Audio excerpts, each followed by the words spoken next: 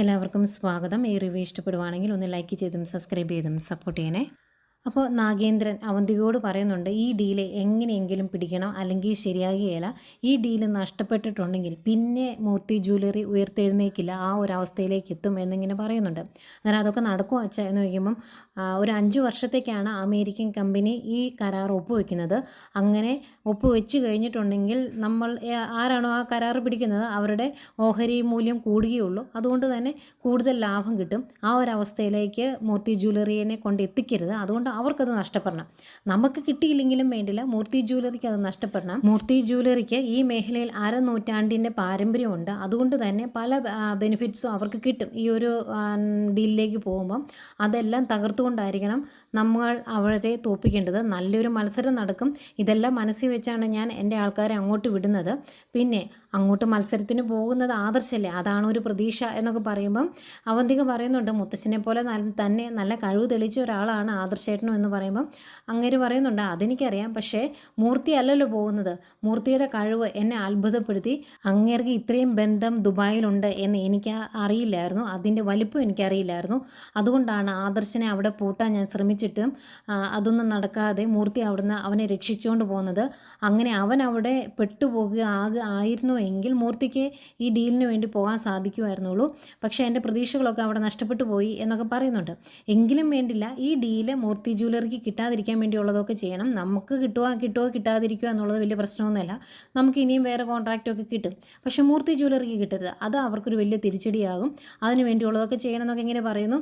അന്നേരം അവന്തിക പറയുന്നുണ്ട്, വീട്ടിൽ ഏട്ടൻ്റെ അമ്മയുടെയും അവസ്ഥ വളരെ മോശമാണ്. അവരെ ശരിക്കും അവിടെ ഒരു വേലക്കാരെ പോലെ കണ്ടാണ് അമ്മായിയും അതുപോലെ മുത്തശ്ശനും ഒക്കെ ഡീൽ ചെയ്യുന്നത്. അതൊക്കെ കാണുമ്പോൾ ആകെ വിഷമമാണ്. ശരിക്കും അവർ വൈരാഗ്യം തീർക്കുവാണ് എന്നൊക്കെ പറയുമ്പോൾ നാഗേന്ദ്രനും ചെറിയൊരു വിഷമമൊക്കെ ആവുന്നുണ്ട്. അതിൻ്റെ കൂടെ അവന്തിക പറയുന്നുണ്ട്, അമ്മ എപ്പോഴും പറയാറുണ്ട്, അമ്മ ആ വീട്ടിലെ ഒരംഗം അല്ലാത്തത് കൊണ്ടാണ് അമ്മയോട് ഇങ്ങനെയൊക്കെ പെരുമാറുന്നത് എന്ന്. അതെനിക്കിപ്പോൾ ബോധ്യമായി എന്നൊക്കെ പറയുമ്പോൾ നാഗേന്ദ്രൻ പറയുവാണ്, മോൾ നോക്കിക്കോ, ആ വീട്ടിലെ ആരും അല്ലാത്ത മോളുടെ അമ്മ ആ വീടിൻ്റെ അവകാശിയാകും. അവിടെ മൂർത്തിക്കും പിള്ളേർക്കും കൊച്ചുമക്കൾക്കും ഒന്നും യാതൊരു അവകാശവും ഇല്ലാത്തൊരവസ്ഥയിലേക്ക് ഞാൻ കൊണ്ടെത്തിക്കും. അതെൻ്റെ ഒരു സ്വപ്നമാണ്. അതിനെ ആര് വിചാരിച്ചാലും തടയാൻ സാധിക്കില്ല. അത് ഞാൻ സാധിച്ചെടുക്കും മോളെ എന്നൊക്കെയാണ് അങ്ങ് നാഗേന്ദ്രൻ പറയുന്നത്. ഭയങ്കര വാശിയിലാട്ടോ. പിന്നെ കാണിക്കുന്നത് ദേവയാനിയും നയനയാണ്. രണ്ടുപേരും കൂടെ ആദർശിൻ്റെ കാര്യവും അതുപോലെ പുതിയ ഡീലിനെ പറ്റിയൊക്കെ സംസാരിച്ചുകൊണ്ടിരിക്കുന്നു. ഈ ഒരു കാര്യം ആദർശ് നേടിയെടുക്കണം, അല്ലെങ്കിൽ ഒരുപാട് നഷ്ടങ്ങൾ മൂർത്തി ജ്വല്ലറിക്കുണ്ടാകും. അങ്ങനെ ഉണ്ടാകുന്നേക്കാൾ ഇവർക്ക് വിഷമം ഉണ്ടാകുന്നത് ഇനിയൊരു വീഴ്ച ആദർശിൻ്റെ ഭാഗത്തു നിന്നുണ്ടായിട്ടുണ്ടെങ്കിൽ മുത്തശ്ശൻ ആദർശിനെ MD സ്ഥാനത്ത് നിന്ന് മാറ്റും, വേറെ ആരെങ്കിലും ആ സ്ഥാനത്ത് കൊണ്ടിരുത്തും. അതൊക്കെ ഓർക്കുമ്പോൾ അവർക്ക് ആകെ വിഷമാട്ടോ. മുത്തശ്ശൻ ബിസിനസ്സിൻ്റെ കാര്യത്തിൽ ഭയങ്കര കർക്കശക്കാരനാണ്. അതിപ്പം തെറ്റുപറ്റുന്നത് മോനാണെങ്കിലും കൊച്ചുമോനാണെങ്കിലും അത് കണ്ടില്ല എന്ന് നടിക്കില്ല മുത്തശ്ശൻ. അതിൻ്റെ ഒരു വിഷമമൊക്കെ ഇവരിങ്ങനെ പറഞ്ഞുകൊണ്ടിരിക്കുമ്പോഴാണ് അമ്പലത്തിൽ പോയിട്ട് ജലജയും അഭിയും കൂടെ വരുന്നത്. കയറി വരുന്നത് അമ്പലത്തിൽ പോയതായിരുന്നോ എന്ന് ചോദിക്കുമ്പോൾ ജലജ പറയുന്നുണ്ട്, കയ്യിൽ പ്രസാദം കണ്ടില്ലേ ഏട്ടത്തി, അത് കാണുമ്പോഴേ മനസ്സിലാവുമല്ലോ എന്ന് പറയുമ്പോൾ, ഏതായാലും അമ്പലത്തിൽ പോയിട്ട് നിങ്ങൾ നല്ലതൊന്നും ആയിരിക്കുകയല്ല പ്രാർത്ഥിച്ചത് എന്ന് എനിക്കറിയാം. നിൻ്റെ മോനെ കമ്പനിയിൽ നിന്ന് ഇറക്കി വിട്ടു, അതേ അവസ്ഥ ബാക്കിയുള്ളവർക്കും ഉണ്ടാകണം എന്നായിരിക്കുമല്ലോ നീയൊക്കെ പ്രാർത്ഥിച്ചത് എന്ന് പറയുമ്പോൾ, അങ്ങനെയൊന്നുമല്ല ഞാൻ പ്രാർത്ഥിച്ചത് എന്ന് ജലജ പറയുന്നുണ്ട്. അന്നേരം ദേവേനെ പറയും, എന്ത് പ്രാർത്ഥിച്ചാലും കുഴപ്പമൊന്നുമില്ല, നാളെ ഈ വീടിനകത്തും ഒരു പൂജ നടക്കുന്നുണ്ട്, അതിനുള്ള സാധനങ്ങളൊക്കെ മേടിക്കണം, അതിനുള്ള ലിസ്റ്റ് ഞാൻ തയ്യാറാക്കി വെച്ചിട്ടുണ്ട്, നീ അത് പോയി മേടിച്ചു വന്നെന്ന് പറയും. അന്നേരം അഭി പറയുക, അമ്മായി പറയുന്നതുകൊണ്ടൊന്നും തോന്നരുത്, അമ്മായി ഇങ്ങനെ ഓരോ കാര്യങ്ങൾ എന്നെ കൊണ്ട് ചെയ്യിപ്പിക്കുന്ന കാണുമ്പോൾ നവ്യ എന്നോട് പലപ്പോഴും ദേഷ്യപ്പെടാറുണ്ട്, എന്തിനാ ഇങ്ങനെ അടിമയെ പോലെ ജോലി ചെയ്യുന്നത് എന്നൊക്കെ ചോദിക്കാറുണ്ട്. അവൾക്ക് എന്തെങ്കിലും സംശയം തോന്നിയാൽ എന്ത് ചെയ്യും എന്നൊക്കെ ചോദിക്കുവാണ്. അന്നേരം ജലജ പറയുന്നുണ്ട്, എന്നോടും അങ്ങനെയൊക്കെ ചോദിക്കാറുണ്ട്, ഇനി ഞങ്ങളെ നക്ഷത്രം എണ്ണിച്ച് ശ്വാസം മുട്ടിച്ച് സത്യം പറയിക്കാനാണോ നിങ്ങൾ ശ്രമിക്കുന്നത് എന്നൊക്കെ ചോദിക്കുമ്പം, അങ്ങനെ പറയേണ്ടി വന്നാൽ പറയണം, അപ്പോൾ പിന്നെ പ്രശ്നം തീരുകയില്ലേ എന്ന് ദേവേന ചോദിക്കും. അന്നേരം അഭി പറയുന്നുണ്ട്, അങ്ങനെ പറഞ്ഞാൽ ശരിയാകുകയില്ല എന്നറിയാലോ, അതുകൊണ്ട് ഇനി ഇങ്ങനെ എന്തെങ്കിലും സംഭവം നടക്കുമ്പം അവൾ എന്നോട് വന്ന് ദേഷ്യപ്പെടുമ്പം എന്തെങ്കിലുമൊക്കെ കള്ളത്തരം ഞാൻ പറയുമല്ലോ, അവൻ പറയുമല്ലോ, അപ്പോൾ അതിനൊന്ന് ശരിവെച്ച് തരണം നിങ്ങളെന്ന് പറയുമ്പോൾ, അപ്പോൾ നീ പറയുന്ന കള്ളത്തരങ്ങളെല്ലാം ഞങ്ങൾ സമ്മതിച്ചു തരണം എന്നാണോ നീ ഉദ്ദേശിച്ചതെന്നൊക്കെ ചോദിക്കും. എന്നിട്ട് ദേവേനെ പറയുന്നുണ്ട്, ആ കാര്യം നമുക്ക് പിന്നെ ആലോചിക്കാം, ഇപ്പം നീ അകത്തോട്ട് ചെല്ല്, എന്നിട്ട് ഈ ഡ്രസ്സൊക്കെ മാറി ആ പൂജാമുറിയൊക്കെ ഒന്ന് വൃത്തിയാക്കുക, അത് കഴിഞ്ഞ് സാധനങ്ങളൊക്കെ മേടിച്ചുകൊണ്ട് വരണം എന്നൊക്കെ പറയുമ്പം ആകെ വിഷമമാണ് അഭിക്ക്. അന്നേരം നയന പറയുന്നുണ്ട്, ഞാനും അമ്മയെ ആലോചിച്ചുകൊണ്ടിരിക്കുവാണ് ചേച്ചിയോട് ഈ കാര്യങ്ങളൊക്കെ പറയണോ വേണ്ടയോ എന്ന്. അതിനെപ്പറ്റി ആലോചിച്ചുകൊണ്ടിരിക്കുന്നു. ഇനിയിപ്പം ചേച്ചി അറിഞ്ഞാലും കുഴപ്പമില്ല എന്നൊക്കെയാണ് ഞങ്ങൾ ചിന്തിക്കുന്നതെന്ന് പറയുന്നത്. ഈ അഭിക്ക് ഭയങ്കര പേടി. അയ്യോ അങ്ങനെ ഒന്നും പറയുമൊന്നും വേണ്ട, എന്ത് ജോലിയാണ് ചെയ്യേണ്ടതെന്ന് അമ്മായി പറഞ്ഞാൽ മതി, ഞങ്ങളത് ചെയ്തോളാം എന്ന് പറഞ്ഞിട്ട് അകത്തോട്ട് കയറി പോവാണേ. അന്നേരം ദേഷ്യപ്പെട്ട് അതിനിടയ്ക്ക് അബി ജലജയോട് പറയുന്നുണ്ട്, ഇതാ ഞാൻ അമ്മയോട് പറഞ്ഞത് ഉടനെ ഒന്ന് ഇങ്ങോട്ട് വരണ്ടാന്ന്, കണ്ടില്ലേ എന്നിങ്ങനെ ചോദിക്കുമ്പം ജലജ പറയുന്നുണ്ട്, എങ്കിലും ഒരു കാര്യം ചെയ്യാടാ, പുറത്തൊരു റൂം എടുത്ത് താമസിക്കാം, അതാ ഇതിനൊക്കെ ഭേദമെന്ന്. രണ്ടുപേരും അകത്തേക്ക് പോകുന്നു. പോയി കഴിയുമ്പം ദേവേനി പറയുന്നുണ്ട്, രണ്ടെണ്ണത്തിനെയും വെറുതെ വിടാൻ ഞാൻ ഉദ്ദേശിച്ചിട്ടില്ല, ഇതുങ്ങളുടെ ഈ സ്വഭാവ ഗുണം കൊണ്ട് എൻ്റെ മകൻ കൂടിയാണ് അനുഭവിക്കുന്നത്, അതുകൊണ്ട് ശരിക്കും ഞാൻ നക്ഷത്രം എണ്ണിക്കും എന്ന് തന്നെ ദേവേനി പറയുന്നു. പിന്നീട് കനകയും ഗോവിന്ദനെയും കാണിക്കുന്നുണ്ട്. അവർക്കും ആകെ വിഷമാണ് നവ്യ ഈ രീതിയിൽ പെരുമാറുന്നതും ജ്വല്ലറിക്ക് വേണ്ടി മോഡലായിട്ട് പോകുന്നതും ഒക്കെ. മൂർത്തി ജ്വല്ലറിക്കും അതുപോലെ അനന്തപുരിക്കും ആകെ നാണക്കേടായി. ശരിക്കും മുത്തശ്ശൻ നമ്മളെയൊക്കെ ഓർത്തിട്ടാണ് ഇതൊക്കെ കണ്ടില്ല എന്ന് നടിക്കുന്നത് എന്നൊക്കെ പറയുന്നു. അതിനിടയ്ക്ക് കനക പറയുന്നുണ്ട്, ഇടയ്ക്ക് ഞാൻ അങ്ങോട്ട് ചെല്ലുന്നുണ്ട്, അവൾ എൻ്റെ മോളെ ഒന്ന് കാണാൻ പോലും വന്നില്ല, നന്ദൂട്ടനെ കാല് വയ്യാതിരുന്നിട്ട്, അവൾക്കിട്ട് 2 എണ്ണം കൊടുക്കണം, അവളോട് 2 വർത്താനം പറയണം, അതുപോലെ അഭിയും ജലജയും വരച്ച് വരെ നിർത്തണം എന്നൊക്കെ ഇങ്ങനെ പറയുക. അപ്പോൾ അത് കേട്ടുകൊണ്ട് വരുന്ന നന്ദു പറയുന്നുണ്ട്, എനിക്ക് വേണ്ടി അമ്മ ആരോടും വഴക്കുണ്ടാക്കാൻ പോകേണ്ട കാര്യമില്ല, എന്നെ കാണാൻ താല്പര്യമില്ലാത്തവർ കാണണ്ട, അങ്ങനെയുള്ളവർ ഇങ്ങോട്ട് വരികയും വേണ്ട, അത്രയേ ഉള്ളൂ എന്ന് പറയുന്നു. അത് കഴിഞ്ഞ് നന്ദു നടക്കാനായിട്ട് ഇറങ്ങിയതാണ്. അപ്പോൾ നീ എവിടെ പോവാണ് എന്ന് ചോദിക്കുമ്പോൾ, അമ്മ എൻ്റെ കാലുകൊണ്ട് ഇതൊന്ന് നടക്കാറൊക്കെ ആയല്ലോ, ഒന്ന് ഞാൻ നടന്നു നോക്കട്ടെ, മുറ്റത്തോട് അങ്ങോട്ടും ഇങ്ങോട്ടും നടക്കും, പിന്നെ ആ റോഡിൽ കൂടെ ഒന്ന് നടക്കാമെന്ന് ഓർത്താ എന്ന് പറയുമ്പം കനക ചോദിക്കും, ഞാനോട് കൂടെ വന്നോന്ന്. അന്നേരം ഓ വേണ്ടെന്ന്, ഞാൻ ഈ ഗേറ്റിൻ്റെ തൊട്ടടുത്ത് തന്നെ കാണും, ദൂരോട്ടൊന്നും പോകുന്നില്ല എന്ന് പറഞ്ഞിട്ട് നന്ദു അങ്ങ് പോവാണ്.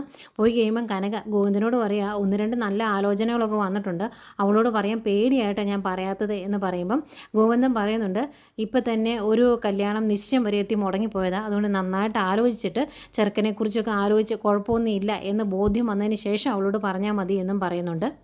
അതുപോലെ നന്ദു അവിടുന്ന് ഇറങ്ങി പോകുന്നത് അനിയെ കാണാനായിട്ടാണ്. നന്ദു പയ്യെ നടന്നു വരുന്നേക്കും കുറച്ച് മാറി ബൈക്കൊക്കെ ഇട്ട് കാത്തു നിൽപ്പുണ്ട് അനി. നന്ദുവിനെ കാണുമ്പോൾ ഭയങ്കര സന്തോഷമാണ്. അപ്പോൾ കാലിന് എങ്ങനെയുണ്ട് എന്നൊക്കെ ചോദിക്കുമ്പോൾ വലിയ കുഴപ്പമില്ല, എത്ര നാളായിട്ട് നിന്നെ കണ്ടിട്ട്, അമ്മയ്ക്ക് ചിലപ്പോൾ സംശയം തോന്നി പുറത്തേക്ക് എങ്ങനെ വന്ന് നോക്കും, അതിനു മുമ്പ് സംസാരിച്ചിട്ട് പൊയ്ക്കോ എന്ന് പറയുമ്പോൾ, ഓ നിനക്ക് ധൃതിയായോ എന്ന് ചോദിക്കും. അന്നേരം നീ എന്നെ ധൃതിയുടെ കാര്യം പറയല്ലേ, കഴിഞ്ഞ ദിവസം അവിടെ വന്നിട്ട് പോയതിൻ്റെ പേരിൽ ഞാൻ എന്തൊക്കെ ടെൻഷൻ അനുഭവിച്ചു എന്നറിയാവോ, അവർക്ക് വേറെ സംശയമൊന്നും തോന്നാതിരിക്കാൻ വേണ്ടി ഞാൻ എന്തൊക്കെ കളത്തരങ്ങളാണ് പറയുന്നതെന്ന് അറിയാവോ, അമ്മയ്ക്കൊക്കെ ചെറിയ സംശയമുണ്ട് എന്നൊക്കെ പറയുമ്പോൾ ഏട്ടത്തിക്ക് സംശയമുണ്ട് എന്ന് പറയുന്നുണ്ട് കേട്ടോ അനി. പിന്നെ നവീൻ വിളിക്കുന്ന കാര്യങ്ങളൊക്കെ പറയുന്നു.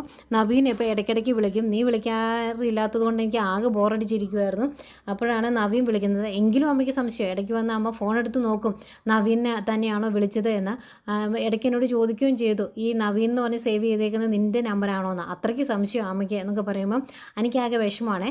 അനി ചോദിക്കുന്നുണ്ട്, നവീൻ ഇങ്ങനെ ഇടയ്ക്കിടയ്ക്ക് വിളിച്ചിട്ട് നിന്നോട് എന്താ സംസാരിക്കുന്നതെന്ന്. അന്നേരം ഒന്നുമില്ല, വെറുതെ കുറേ കാര്യങ്ങൾ സംസാരിക്കും, ഞാൻ പോലീസും അങ്ങേര് വക്കീലുമാണല്ലോ, അപ്പോൾ ആ രീതിയിലുള്ള കാര്യങ്ങളൊക്കെ സംസാരിക്കുന്നുള്ളൂ എന്നിങ്ങനെ പറയുമ്പോഴത്തേക്കും അനിയുടെ മുഖം പിന്നെ ഒന്ന് മങ്ങുവാണേ. അന്നേരം നന്ദു പറയുക, ഏടാ എനിക്കൊരു സംശയമുണ്ട്, നവീനേട്ടൻ്റെ മനസ്സിൽ ഒരു പോലീസുകാരി ഉണ്ട് എന്ന് പറഞ്ഞില്ലേ, അത് ഞാനാണോ എന്ന് എനിക്കൊരു സംശയം എന്ന് പറയുക.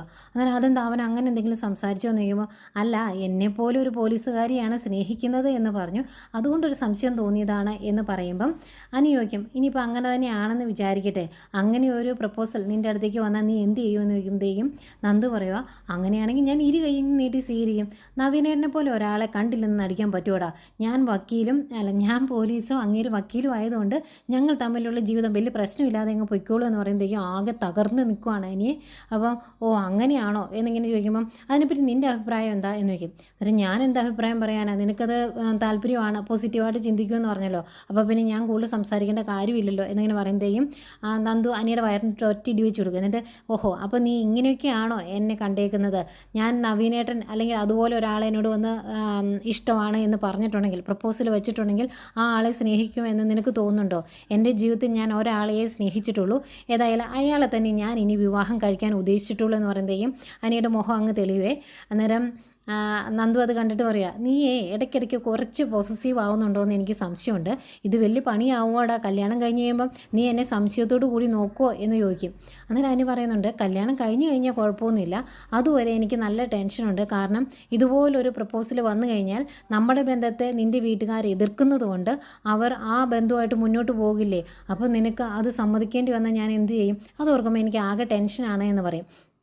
അന്നേരം നന്ദു പറയുന്നുണ്ട്, അവർ വിവാഹാലോചനയൊക്കെ ആയിട്ട് മുന്നോട്ട് പോകുമായിരിക്കും, പക്ഷേ ഞാൻ വിവാഹം കഴിക്കുന്നുണ്ടെങ്കിൽ അത് നിന്നെ മാത്രമേ കഴിക്കുകയുള്ളൂ, അല്ലെങ്കിൽ വിവാഹം വേണ്ടാന്ന് ഞാനങ്ങ് വെക്കും, അത്രയേ ഉള്ളൂ, അതോർത്ത് നീ ടെൻഷൻ ആകണ്ട എന്ന് പറയും. അന്നേരം അത് കേൾക്കുമ്പോൾ ആകെ ഒരു സമാധാനം കേട്ടോ അനിയുടെ മുഖമൊക്കെ അങ്ങ് തെളിവേ. അന്നേരം ഇപ്പം നിനക്ക് സമാധാനമായോ എന്ന് ചോദിക്കും. അന്നേരം അനി പറയുന്നുണ്ട്, വേറെ ഒന്നും കൊണ്ടല്ലടി, നമ്മുടെ ഈ ബന്ധത്തെ ചുറ്റും നിൽക്കുന്ന എല്ലാവരും എതിർക്കുന്നത് കൊണ്ടാണ് എനിക്ക് ഈ ടെൻഷൻ എന്നൊക്കെ പറയുമ്പം അങ്ങനെ ഒരു ടെൻഷൻ വേണ്ട, ഏതായാലും നിന്നെ അല്ലാണ്ട് ഈ ജീവിതത്തിൽ ഞാൻ വേറെ വേറൊരാളെ വിവാഹം കഴിക്കാൻ പോകുന്നില്ല, ആ ഒരു ഉറപ്പ് പോരെ നിനക്ക് എന്ന് ചോദിക്കുമ്പോൾ ആ മതി എന്ന് പറയും. അത് കഴിഞ്ഞ് നന്ദു പറയുന്നുണ്ട്, ഇനിയും ഇവിടെ നിന്നിട്ടുണ്ടെങ്കിൽ അമ്മയ്ക്ക് സംശയം തോന്നും, അമ്മ പുറത്തിറങ്ങി ഈ രീതിയിൽ നമ്മൾ നിന്ന് സംസാരിക്കുന്നത് കണ്ടിട്ടുണ്ടെങ്കിൽ പിന്നെ എന്നെ പുറത്തേക്ക് പോലും വിടുകയില്ല, അതുകൊണ്ട് ഞാൻ പൊയ്ക്കോട്ടെ എന്ന് വയ്ക്കും. പൊയ്ക്കോളാൻ പറയും. നന്ദു പയ്യെ ഇങ്ങനെ നടന്നു പോരുന്നേക്കും ഭയങ്കര സന്തോഷമാണ് എനിക്ക്. അനി മനസ്സിലോർക്കുക, ഈശ്വര എനിക്ക് ഇപ്പോഴാണ് ഒരു സമാധാനമായത്. സ്നേഹിക്കുന്ന പെൺകുട്ടി തരുന്ന കോൺഫിഡൻസ് ഉണ്ടല്ലോ, അത് എത്രത്തോളം ഉണ്ടെന്ന് അത് അനുഭവിച്ചവർക്കേ മനസ്സിലാവുള്ളൂ എന്നൊക്കെ ഇങ്ങനെ മനസ്സിലോർക്കുന്നു. എന്നിട്ട് അതിൻ്റെ കൂടെ തന്നെ ഓർക്കുന്നുണ്ട്, നവീൻ ഈ കാര്യം പുറത്ത് പറഞ്ഞിട്ടുണ്ടെങ്കിൽ എൻ്റെ വീട്ടിലുള്ളവരും അതുപോലെ നന്ദുവിൻ്റെ അച്ഛനും അമ്മയും ഒക്കെ ആ ബന്ധമായിട്ട് മുന്നോട്ട് പോകും, പിന്നെ അത് മുടക്കണമെങ്കിൽ ഇത്തിരി ബുദ്ധിമുട്ടായിരിക്കും. അതുകൊണ്ട് അവൻ്റെ മനസ്സിലെ ഇഷ്ടം അവൻ പുറത്ത് പറയാതെ അവൻ്റെ മനസ്സിൽ തന്നെ പൂട്ടിക്കെട്ടി വെക്കണം, അതിനുള്ളത് ചെയ്യണം എന്നൊക്കെ അനി ഇങ്ങനെ മനസ്സിലോർത്ത് നന്ദു പോകുന്നത് ഇങ്ങനെ നോക്കി നിൽക്കുന്നു. ഇടയ്ക്ക് നന്ദു തിരിഞ്ഞു നോക്കുമ്പം ഒരു കൈ പൊക്കി ഒരു ടാറ്റയൊക്കെ കൊടുത്ത് ഭയങ്കര സമാധാനത്തോടു കൂടി തിരിച്ചു പോവുകയാണ് അനി. ഭയങ്കര സന്തോഷമാണ് നന്ദുവിനും. ഒരുപാട് ദിവസം കൂടി അനിയെ കണ്ടതിൻ്റെ ഒരു സന്തോഷം നന്ദുവിൻ്റെ മുഖത്തുണ്ട്. ഇത്രയൊക്കെ കാണിച്ചുകൊണ്ടാണ് ഇന്നത്തെ എപ്പിസോഡ് അവസാനിക്കുന്നത്.